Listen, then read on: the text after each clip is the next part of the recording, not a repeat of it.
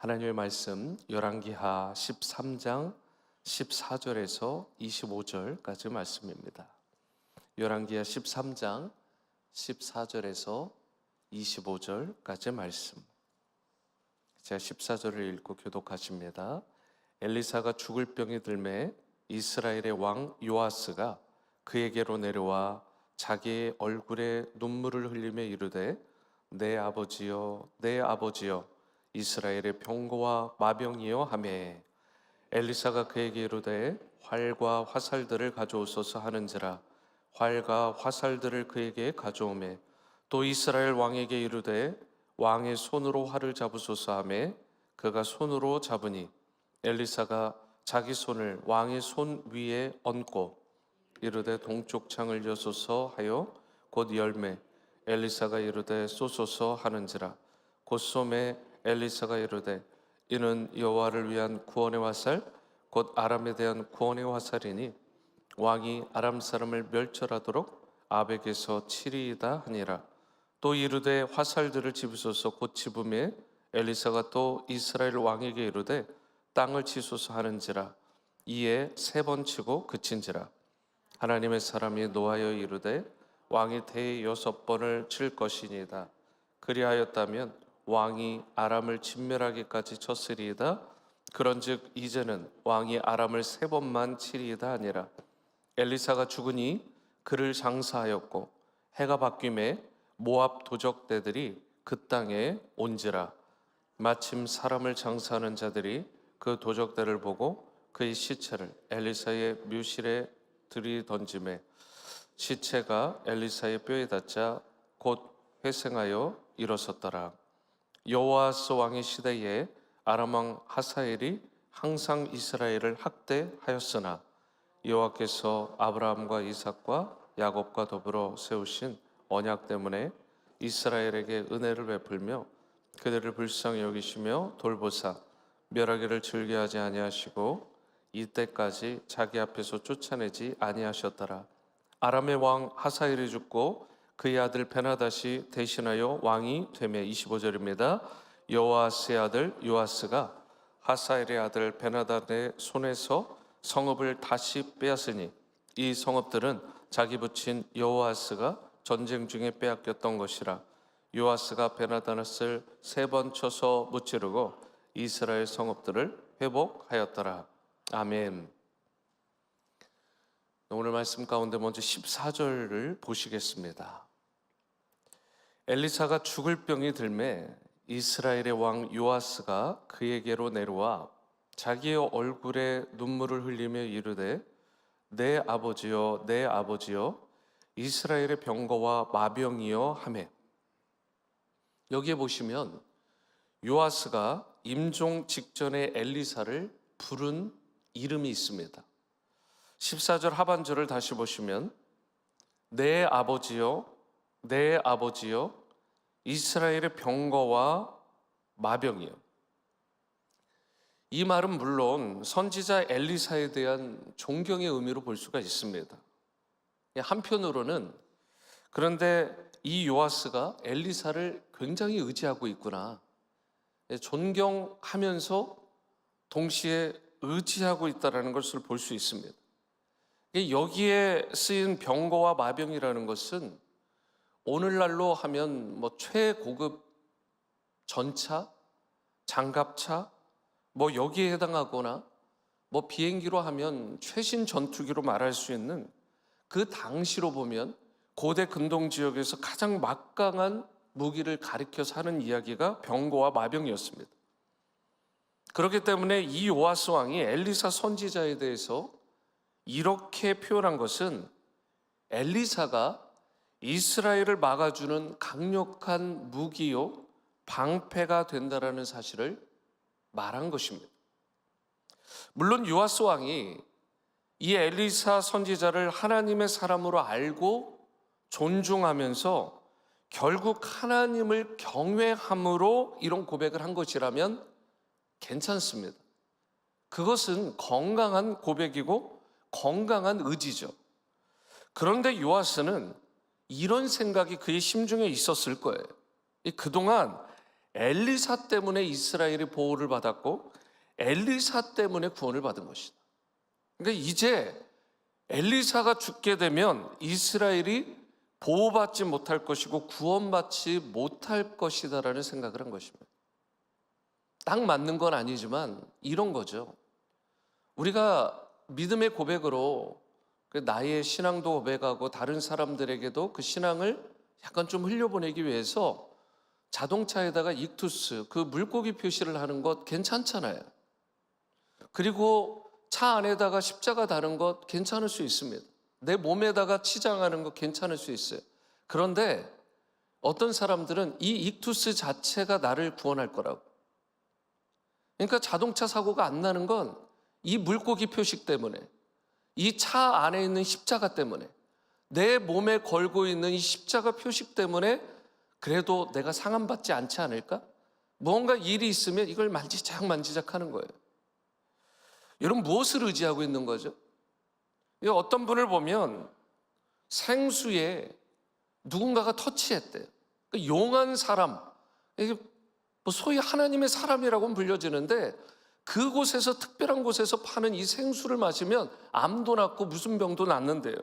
그거 구하러 미국 전역에서 돌아다니는 사람들도 있습니다. 이게 건강한 신앙일까요? 여러분, 지금 요아스가 말하는 것이 결국 무엇이냐면 요아스가 의지한 것은 엘리사이지 하나님이 아닐 수 있다는 거예요. 저는 이 부분이 맞다고 생각해요. 그런데 여러분, 정말 이스라엘을 구원한 자가 엘리사예요? 분명 엘리사가 쓰임받은 것은 맞죠. 나중에 보면 정말 대단하잖아요. 이 엘리사가 죽은 이후에 그 시체가 엘리사의 그 죽었던 뼈에 닿기만 해도 그 시체가 다시 살아나는 놀라운 역사가 일어났습니다. 대단한 거죠. 그런데 따져보자고요. 엘리사가 능력이 있는 것이 맞습니까? 아니잖아요. 여러분, 엘리사가 위기에 빠진 이스라엘을 구원한 거예요? 그것도 아닌 것입니다. 하나님께서 이스라엘을 구원하신 것이고 하나님께서 그들의 방패가 되어주시고 산성이 되시고 요새가 되어주신 것입니다. 요아스는요, 이 부분을 간과한 거예요. 요아스는 이 부분을 분명히 인식하고 믿음으로 고백할 수 있었어야 됩니다. 만약에 그랬다면 엘리사가 죽더라도 그 배후에 계신 하나님께서 이스라엘을 눈여겨보시고 긍휼을 베푸시고 자비를 베푸시면 자신들은 승리할 수 있다는 이 믿음이 있었어야 되는 것입니다. 다시 강조드리지만 하나님이 사용하시는 이 엘리사를 존중히 여기는 것, 그것은 참 귀한 것입니다. 하지만 이 사람인 엘리사만 존중할 뿐이지 그가 죽고 나면 하나님도 없는 것처럼 생각하는 그 의식은 잘못된 것이라는 것입니다. 엘리사가 아니라 바로 엘리사의 뒤에 계신 엘리사 너머에서 역사하시는 하나님께서 구원하시고 보호해 주시고 역사하시는 것입니다. 엘리사가 구원자이고 방패이고 요새라고 만약 믿는다면 이건 굉장히 위험한 것입니다. 여러분과 저는 참된 능력과 구원이 하나님께로부터 온다라는 이 사실을 반드시 인정하고 그 하나님을 의지하고 신뢰해야 될 줄로 믿습니다. 분명 엘리사는 역사상 가장 많은 이적들을 행한 인물 중에 하나이긴 하지만 대단한 인물이고 하나님이 쓰신 사람이긴 것은 분명하지만 엘리사가 능력의 원천이 아니라 하나님이 능력의 근본이고 원천이 되잖아요. 오늘 본문만 보더라도 그의 연수가 다해서 그는 결국 죽게 되는 것입니다. 여러분, 한계투성이인 하나님께서 그 모든 생사 화복을 주관하시고 그의 인생도 그의 연한도 하나님께 달려있는 피조물에 불과한 것입니다. 엄밀한 의미에서 보면 물론 귀하게 쓰임받은 건 맞지만 여러분, 그래서 17절을 보시면 이러한 요아스가 깨닫게 될 만한 말을 엘리사가 이렇게 하고 있는 것을 보게 돼요. 17절 중반절 보십니다. 이는 여호와를 위한 구원의 화살이다. 여러분, 여기서 엘리사는 화살의 이름을 뭐라고 불렀어요? 여호와를 위한 구원의 화살. 엘리사를 위한 구원의 화살이 아닙니다. 여호와를 위한 구원의 화살이에요. 이 말은 결국 하나님께서 주시는, 하나님께서 베푸시는 승리의 화살이라는 의미예요. 그 승리는 하나님이 주시는 것입니다. 여러분, 하나님께서 승리를 베푸시는 것이죠. 앞으로 이스라엘의 대적은 누가 물리쳐 주신다라는 의미예요? 하나님이 물리쳐 주신다는 의미입니다. 이스라엘을 지키시고 보호해 주실 분은 누구신 거예요? 하나님이신 것이죠. 그럼 마찬가지, 여러분과 저의 대적을 누가 물리쳐 주시는 거예요? 하나님이 물리쳐 주시는 것입니다. 우리에게 닥친 문제를 해결해 주시는 분은 누구세요? 하나님이시죠. 하나님께서 여러분과 저의 문제를 해결해 주시고 진정한 지혜와 능력의 원천이 되어 주시는 것입니다. 이 사실을 믿고 의지하는 여러분과 저의 삶이 될 수 있게 되기를 주님의 이름으로 축원합니다. 계속해서 17절 상반절 말씀도 보십니다. 이르되 동쪽 창을 여소서 하여. 여기서 나오는 동쪽 창이라는 것은 아무런 의미가 없이 되어 있는 의미일 수도 있지만 성경에서 보통 의미를 부여한다면 이 동쪽으로 열린 창은 일반적으로 성전이 있는 곳을 말합니다. 특별히 구약시대에 성전이 있었다는 것은 무슨 의미예요? 하나님의 임재가 있었다는 것입니다. 엘리사가 요아스에게 열도록 한 이 동쪽 창이 그러한 의도가 맞다면, 그런 의미가 맞다면 동쪽 창을 열라라는 것은 무슨 의미예요? 하나님을 향한 윈도우, 하나님을 향한 그 창문을 활짝 열라라는 것입니다. 여러분과 저에게 어떠한 문제가 닥칠 때요, 무엇을 가장 우선순위로 해서 해야 되는 거예요? 엘리사가 그러했고 그의 선배였던, 믿음의 선진이었던 엘리야가 그러했듯이 내 안에 있는 하나님을 향한 그 믿음의 창, 소망의 창, 사랑의 창을 활짝 열어야 되는 것입니다. 마음의 창을 열고, 그렇다면 뭘 해야 되는 거예요? 창문만 열면 되는 것입니까? 그게 아니잖아요. 뭘 하라는 거예요? 바로 기도를 하라는 것입니다. 하나님을 향한 마음의 창을 활짝 열고 하나님 앞에 간절함으로, 무릎으로, 겸비함으로 부르짖어 기도해야 되는 것입니다. 솔직히 하나님에게 큰 문제, 작은 문제가 따로 있을까요? 우리 인생들을 보면 이건 커 보이고 이건 작아 보이잖아요. 그냥 하나님께, 여러분, 우리가 좀 생각해 보자고요. 뭐 정확하진 않겠지만 정말 하나님에게 있어서 작고 큰 문제가 따로 있을까? 별도로 있을까? 좀 묵상을 해보니까 아닐 것 같아요. 하나님에게는 큰 문제도 문제가 아니고요, 작은 문제도 문제가 아니잖아요. 그래서 하나님에게는 크고 작은 문제가 없는 것입니다. 어떤 분은 큰 문제는 기도해야 되고 작은 문제는 기도할 필요가 없다라는 애티튜드로 그렇게 신앙생활을 하는 분들을 종종 보게 되는데요, 우리에게는 크고 작은 문제가 구별될지 모르지만 전능하신 하나님, 모든 일에 능력과 한계가 없으신 하나님의 입장에서는 크고 작은 문제가 없을 것 같다니까요. 여러분, 그렇기 때문에 내가 볼 때 크고 작든 그 문제가 어떠한 것이든 우리가 해야 될 일은 다른 게 아니라 우리의 마음의 문을 활짝 열고 하나님 앞에 간절함으로 부르짖어 기도하며 나가야 되는 것입니다. 인생의 어려움이 찾아올 때, 내가 어떠한 문제로 인해 장애물로 인해서 모든 것들이 막혀가지고 헉헉거리면서 너무도 숨 막히는 것 같은, 너무도 답답한 그 순간이 찾아올 때, 바로 그때가 내 마음의 창을 주님 앞에 활짝 열 때라는 것. 그렇게 주님 앞에 활짝 열고 전능하신 하나님의 그 구원과 은혜, 그 지혜와 능력을 구하며 간절히 또한 겸비함으로 주님 앞에 부르짖어 기도해야 될 줄로 믿습니다. 그러할 때 주님의 크신 은총과 구원과 회복의 능력이 여러분과 저의 삶을 감싸고 우리의 가정에 임하고 우리 교회 공동체 가운데 충만히 임하여 역사해 주시는 것입니다.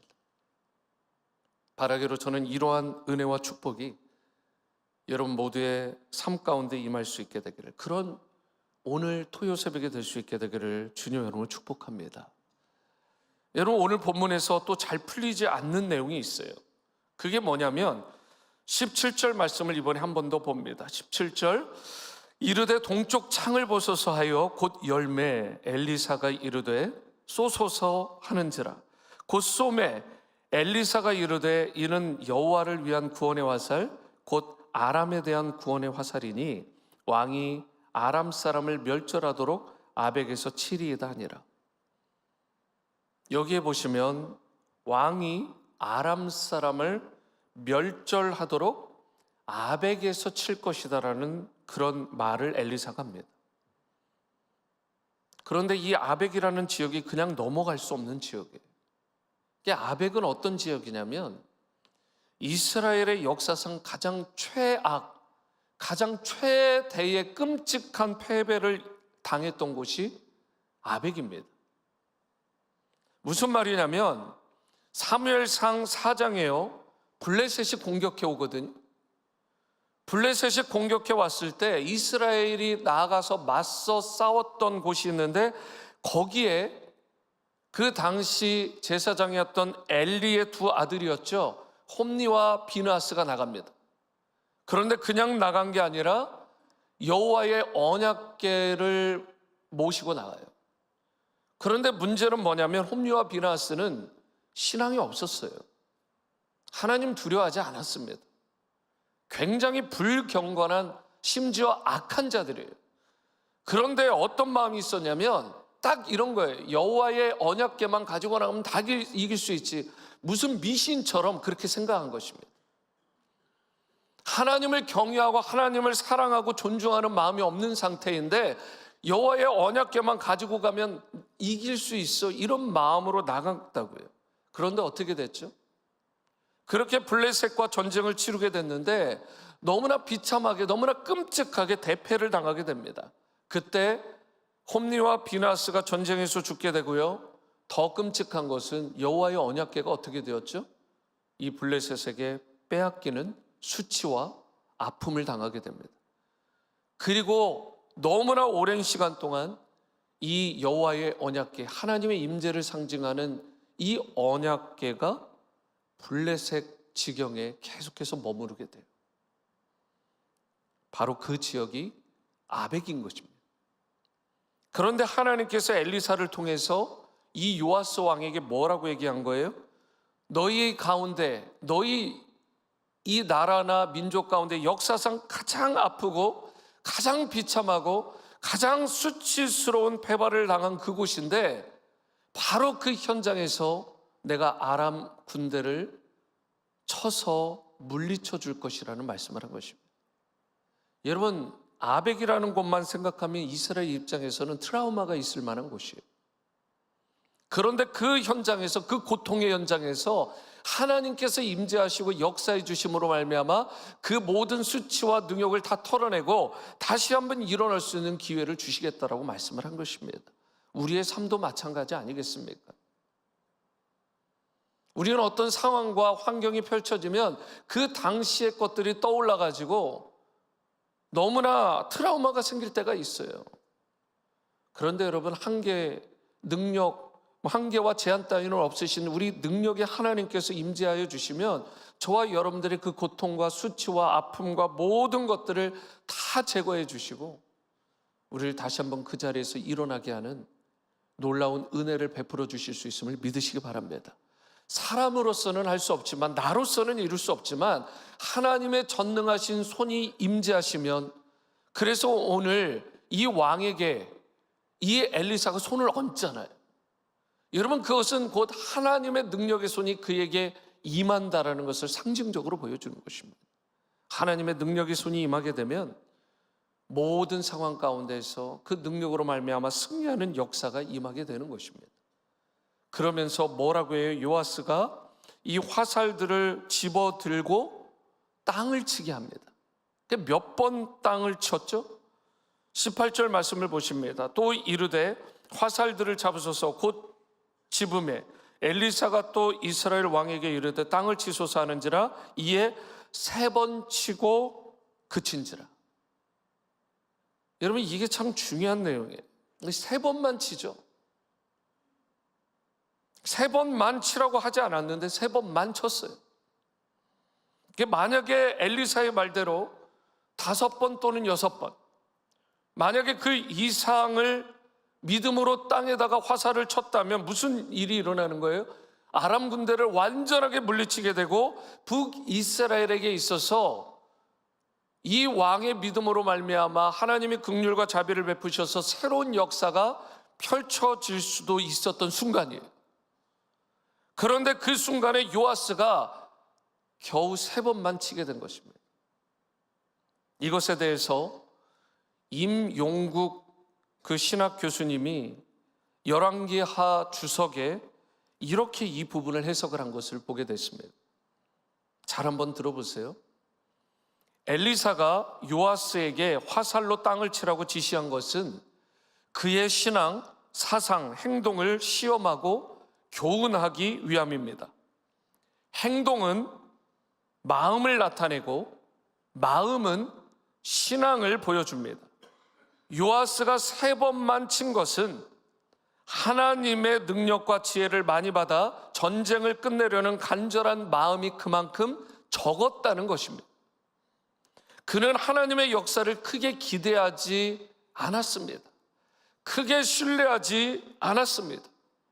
대적을 이기는 힘과 비결은 여호와 하나님께 있습니다. 그러므로 하나님께 입을 크게 여시기 바랍니다. 무슨 말입니까, 여러분?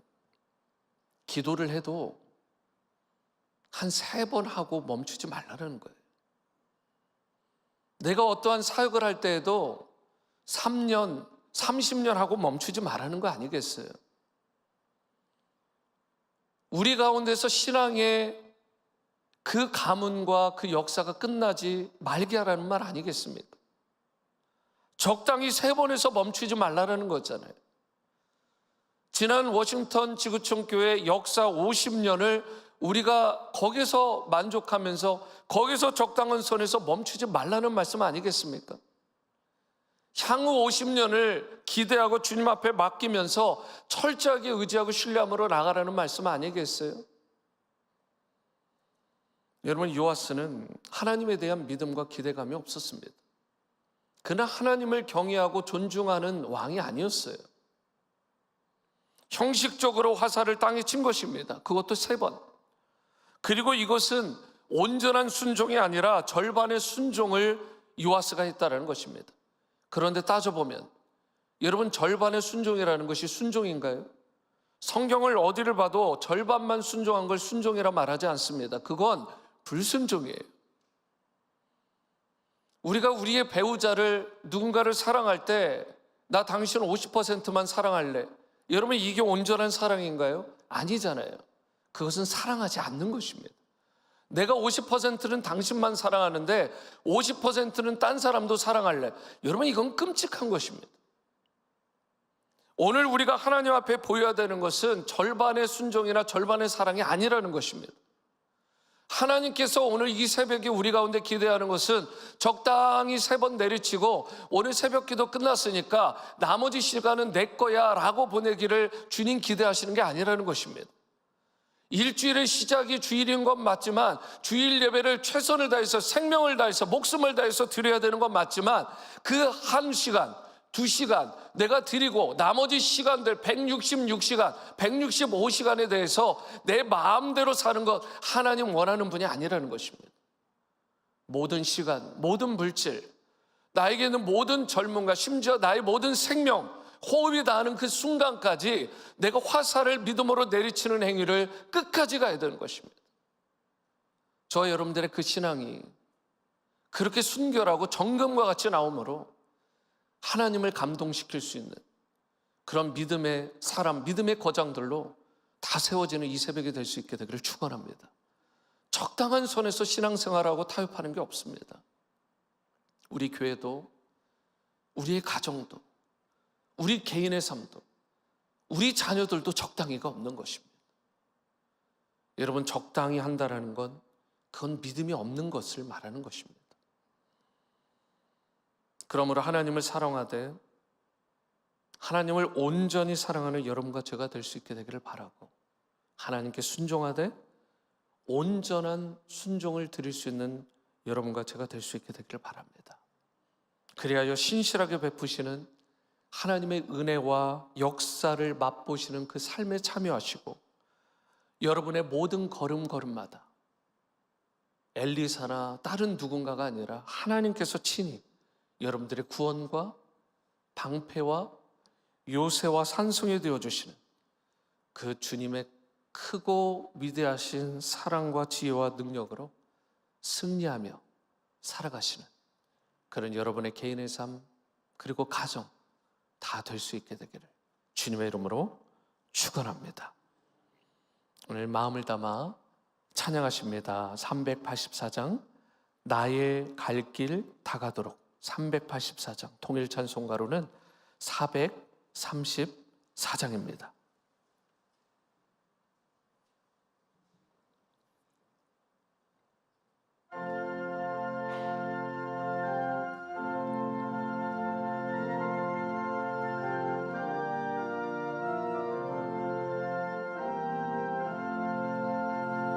나의 갈 길 다가도록 예수 인도하시니 내 주 안에 있는 긍휼 어찌 의심하리요. 믿음으로 사는 자는 하늘 위로 받겠네. 무슨 일을 만나든지 만사 형통하리라. 무슨 일을 만나든지 만사 형통하리라. 나의 갈 길 다가도록 예수 인도하시니 어려운 일 당한 때도 족하는 해 주시네. 나는 심히 고단하고 영혼 매우 가라나 나의 앞에 반석에서 샘물 나게 하시네. 나의 앞에 반석에서 샘물 나게 하시네. 나의 갈 길 다가도록 예수 인도하시니 그의 사랑 어찌 큰지 말로 할 수 없도다. 성령 강화 받은 영혼 하늘 날아갈 때에 영영 부를 나의 찬송 예수 인도하셨네. 영영 부를 나의 찬송 예수 인도하셨네.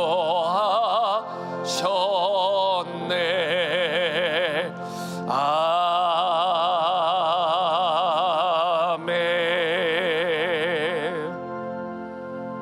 이 시간 기도하실 때 세상의 그 무언가가 아니라 하나님이 우리의 진정한 구원과 반석과 방패 되심을 깨닫고 고백하며 그 하나님 말을 의지하고 신뢰하며 살아갈 수 있도록 하나님이 우리 인생의 문제를 궁극적으로 해결해 주시는 분이시고 진정한 지혜와 능력의 원천이 되심을 온전히 믿으며 살아갈 수 있도록, 인생의 문제가 닥칠 때 그것이 크고 작은 어떠한 문제라도 하나님을 향한 내 마음의 창을 활짝 열고 기도함으로 돌파하는 인생이 될 수 있도록 이 기도의 제목을 담아 다 함께 통성으로 기도하십니다.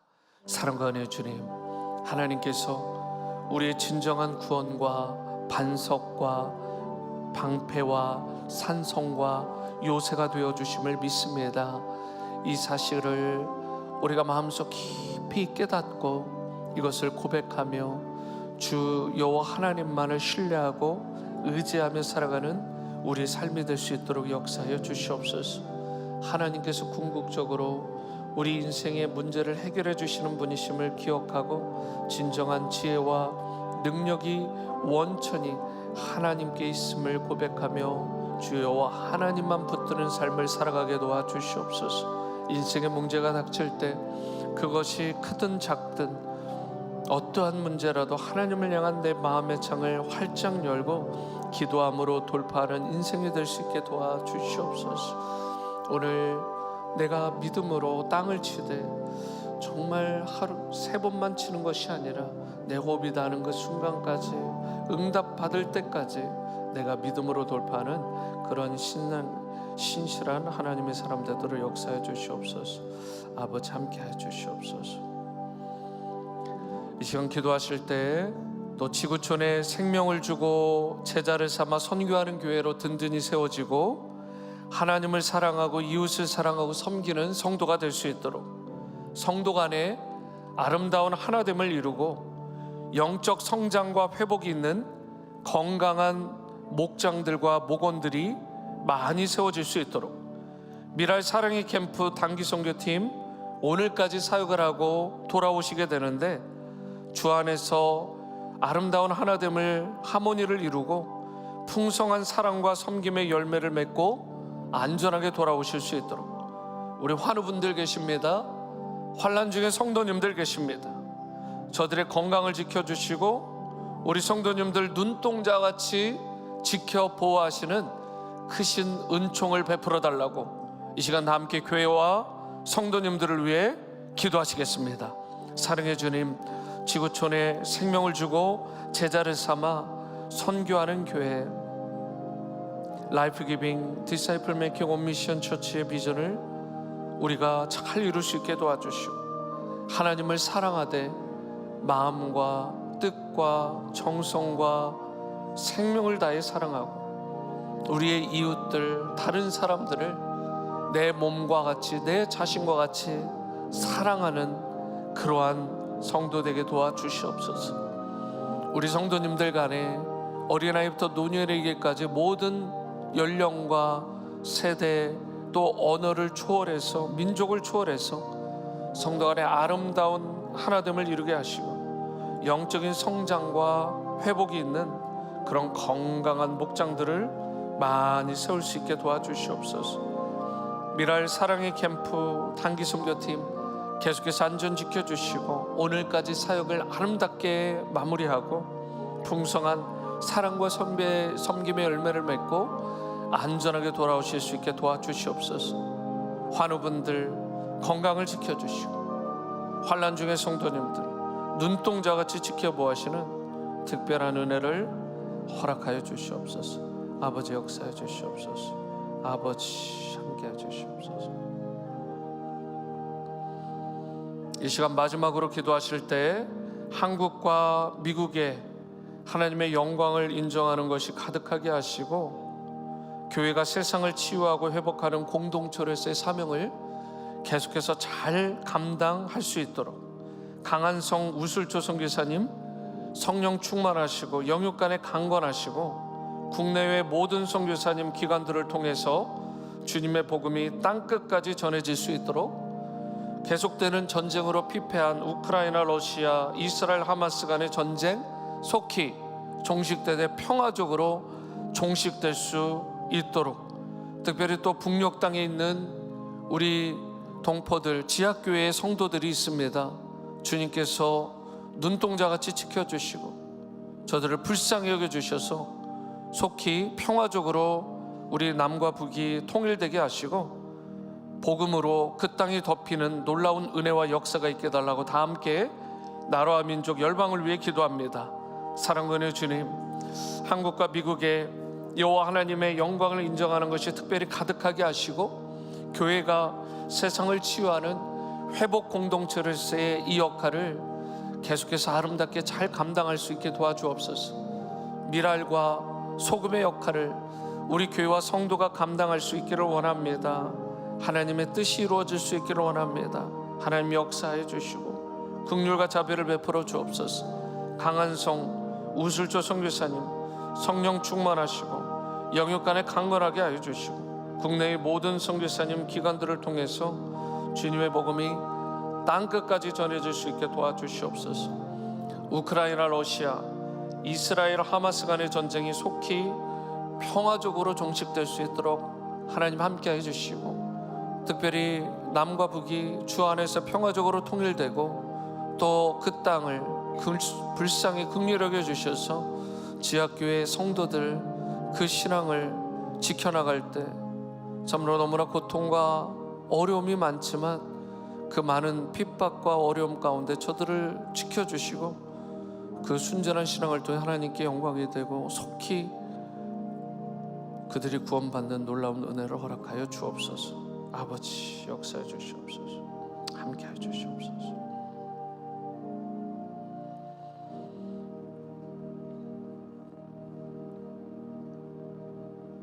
사랑과 은혜의 주님, 세상에 어떠한 사람이 어떠한 단체나 환경이 우리의 구원과 반석이 아니라 주 여호와 하나님만이 우리의 진정한 구원과 반석과 방패와 산성이 되심을 우리가 깨닫고 믿음으로 주님을 의지하고 신뢰하며 살아가되 계속해서 온전한 사랑과 순종을 보이는 우리의 삶이 되도록 붙드시고 인도하여 주옵소서. 주님께서 궁극적으로 우리의 인생의 문제를 해결해 주시는 분임을 기억하고 진정한 지혜와 능력의 원천이 되신다는 사실을 온전히 믿음으로 우리가 주님 앞에 구하되 땅을 3번만 쳤던 그런 요아스와 같은 존재가 아니라 두들겨 응답 받을 때까지 나아가고 그리고 우리 믿음의 이 신앙의 여정을 호흡이 닿는 그 순간까지 나아감으로 말미암아 하나님께 최고의 영광을 돌리게 도와주시고 응답받는 성도들로 살아갈 수 있도록 은총을 베풀어 주옵소서. 우리 교회가 계속해서 성도 간에 아름다운 하모니, 하나됨을 이루게 도와주시고 영적 성장과 회복이 있는 특별히 건강한 목장들, 또 목자들, 또 목원들이 많이 세워질 수 있도록 인도하여 주시고 또 미랄 사랑의 캠프 단기팀이 돌아오시게 되는데 주 안에서 계속해서 아름다운 사귐과 또 하나됨이 있게 도와주시고 풍성한 사랑과 섬김의 열매를 풍성하게 맺고 안전하게 돌아오실 수 있도록 함께하여 주옵소서. 특별히 한국과 미국 주님께서 긍휼히 여겨주시고 북녘 땅을 불쌍히 여겨주셔서 복음으로 이 땅들을 덮어주시고 우크라이나, 러시아, 이스라엘, 하마스 간의 전쟁도 속히 종식되되 평화적으로 속히 종식될 수 있도록 은총을 베풀어 주옵소서. 감사드리며 존귀하신 예수님의 이름으로 기도합니다. 아멘. 하늘에 계신 우리 아버지여, 이름이 거룩히 여김을 받으시오며 나라가 임하시오며 뜻이 하늘에서 이루어진 것 같이 땅에서도 이루어지이다. 오늘 우리에게 일용할 양식을 주시옵고 우리가 우리에게 죄 지은 자를 사하여 준 것 같이 우리 죄를 사하여 주시옵고 우리를 시험에 들게 하지 마시옵고 다만 악에서 구하시옵소서. 나라와 권세의 영광이 아버지께 영원히 있사옵나이다.